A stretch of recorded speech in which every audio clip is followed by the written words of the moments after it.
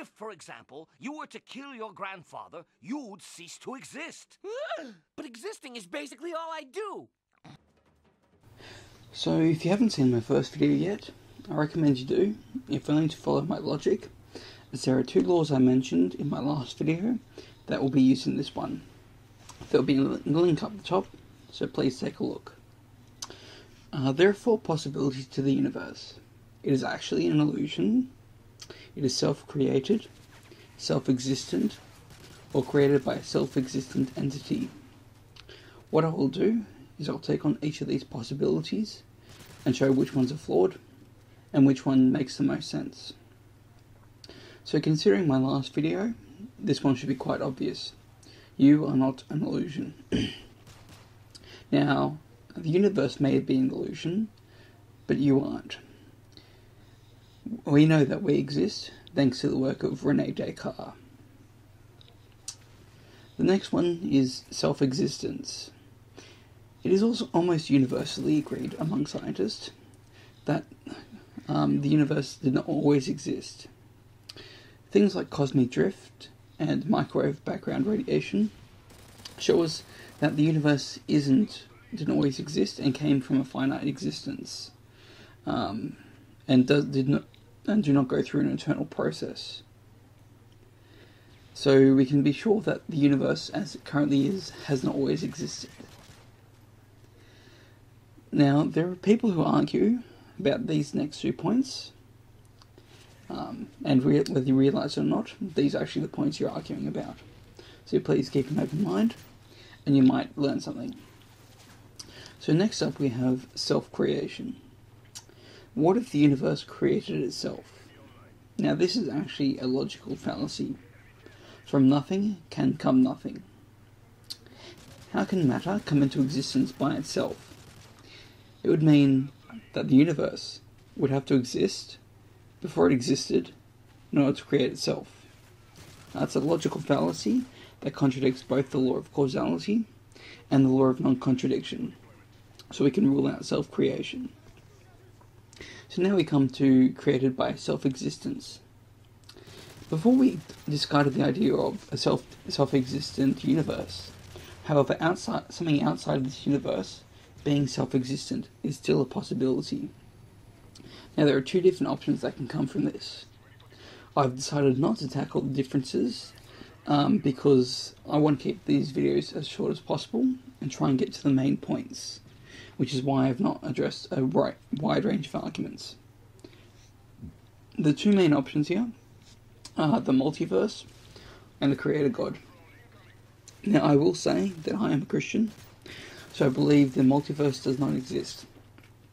I will not go into detail, as I do need to do more research to solidify my argument. And I've discovered more information, which does require some research to truthfully conclude what I believe. So there are more points to it. As I said, I don't like making long videos, so that's why I haven't addressed every single point. So if you're wondering about certain parts of the argument that I haven't addressed, please put comment in the section below. So thank you for listening to me. If you do have any comments, can you please write them politely, so that I know you're serious and not just a troll. And as for you trolls, I have a rule. Any feedback is good feedback. If I get trolls, I know I'm doing a decent job. So have fun. As with any other YouTube channel, please subscribe, comment or like, if only to tell me that I'm wrong and here's why. Okay, so I'm done with the main part of the video, and I come to a dilemma. I have 4 minutes left of footage, and I don't want to do much more than that on philosophy, because I don't think anyone can really pay attention that long to this sort of topic. So what I'm going to do is I'm just going to talk about Modern Warfare 3 and what I think is good about it, what isn't so great. So the multiplayer is quite solid. The pace is by far better than Black Ops. And despite fears, it seems that Assassin is not around as much, despite it being overpowered. And I think that's because of the way the strike packages work, because UAVs aren't as common as spy planes were, so people won't want to waste a perk when you could put it towards something else. What I mean by the way the strike packages work is the gun-ho heroes who want to get all the kills, who would normally run, say, attack helicopter, chopper gunner, and dogs, will go towards the assault setup. However, people who go towards the spy plane, the counter spy plane, and Blackbird tend to go on the support side. And so what this does is the people who do the support don't get UAVs as much as they used to. And with weapons, I haven't seen too much on weapons, so I'm just going to give my opinion so far. They do have some great diversity. Each kind of use has its own feel. I'm currently favouring the Type 95. It's a close-range burst shot like the G11, but actually has its own feel to it, so I think it's actually a bit of a longer-range version of the G11.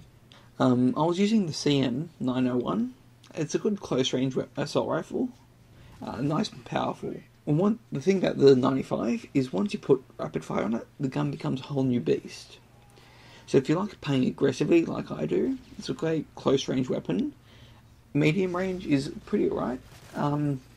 Long range, it's actually pretty good, but it's not a counter sniper. The MP5 and UMP are what you expect them to be, as well as the M16, all that really. So there's quite a lot of range, and I love Juggernaut, as you'll see at the end of the video. The support packages is what I tend to run. What that allows me to do is I tend to get high amount of kills in a match, but I don't get them all in a row. I tend to die a lot at the same time. So what the supporters let me do is let me play as me and actually contribute to my team, which is what I think was missing out of Black Ops. So thank you for listening to me.